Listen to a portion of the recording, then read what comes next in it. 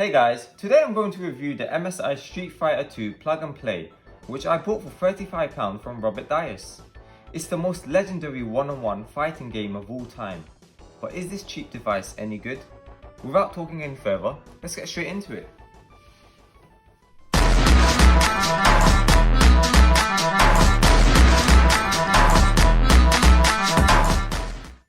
Okay guys, so this is the Street Fighter 2 plug and play device. I must say, the box is really nice. I love it. Look at the artwork. Just look at that. It's very authentic. I like it, man. So, before I open it, let's see the back. Let's go through the back. It says, Street Fighter 2 is a 2D fighter platform in which you pick one of 12 fighters and compete in a grand tournament to crown the best fighter of all. There's a lot of fun to get from this game. It's a true classic fighter game and easily one of the best for the console. Enjoy. Well, we're about to find out once I open it. Let's see.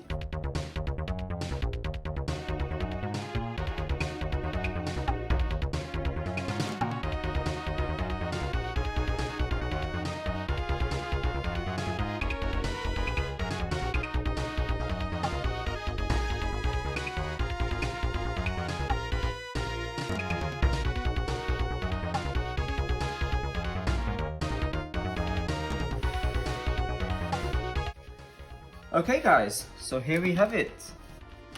Before I start, for once, it's not built off that same cheap framework with the two buttons and the weird marshmallow shaped joystick head. You get a proper looking cherry red joystick topper and 6 whole play buttons. You even get suction cups on the bottom of the stick, casing to attach it to a surface, so it shouldn't move too much during frenetic play. This is sheer luxury. Mind you, it is still running off a composite connection, which is a huge shame in 2020, because it's not just going to look all that good at all on any kind of modern TV. I mean look, you get an AV cable, not HDMI. You've also got to pop in 4 AA batteries, where the other MSI games only need 3, and of course, they're not supplied.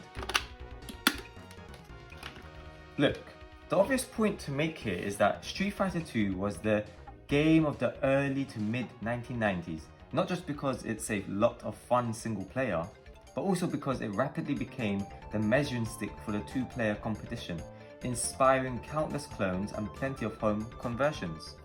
Okay guys, so I plugged it in. Let's see how this game runs.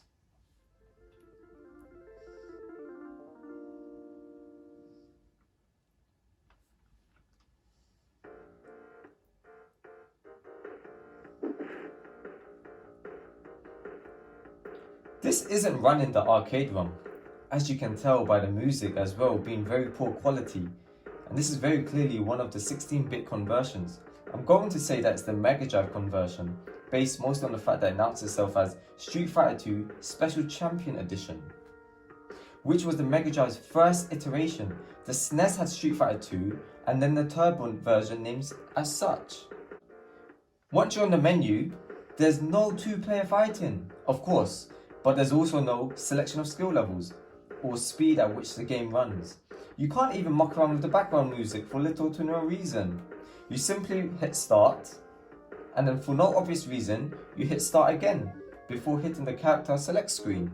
Because this is based on Champion Edition, you do get access to the 4 bosses from Street Fighter 2, of course, with their English language names. So the bots are called Bullrog, and the main boss and Bison, and so on. Enough with the prefatory observations. How does it play?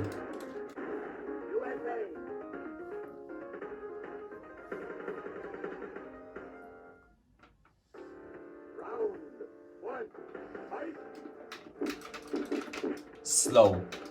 Slow is how it plays. Possibly even slower than that. Even though the home versions didn't include speed modifiers at this time. It's sluggish, and I can't quite tell if that's deliberate code slowing or the impact of this 16-bit code on whatever cheap processor MSI has running on all these things. If you're learning Street Fighter 2, or it's been a very long time since you've played, this might not be much of an issue. However, the cheap build of the joystick probably will be. The dead zones are huge, and that makes it quite difficult to perform special moves, especially those that rely on quarter circle turns. Which doesn't make Street Fighter 2 unplayable, just challenging in a different kind of way, I would say. Back in the day, if you didn't know the special moves, you could still play a pretty decent game of Street Fighter, because the basic animation and move differences between each player still let you compete to a certain level. Okay guys, so now that I've played it, it's time to conclude the video. With 12 characters to play as, however, while it's very obviously cheaply built, it's not terrible, and there's the prospect of some simplified fun to be had here. If you thought you were getting the full arcade experience for £35, you're going to come away disappointed. But even with this cheaply built, Street Fighter 2's general quality shines through. Out of the other games MSI have made, this is easily the most impressive of the MSI games as a gift prospect.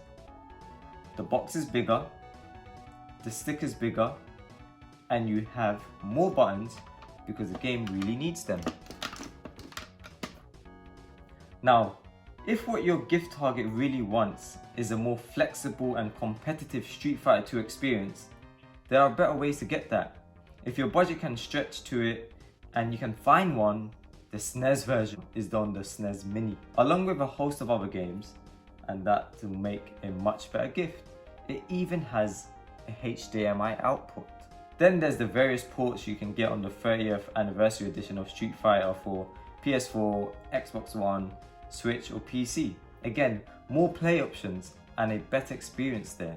Still, as a simple and relatively inexpensive stock and suffer, the MSI version is okay. Not great, but okay. Hope you liked watching my video guys. Thank you for watching. Don't forget to like and subscribe.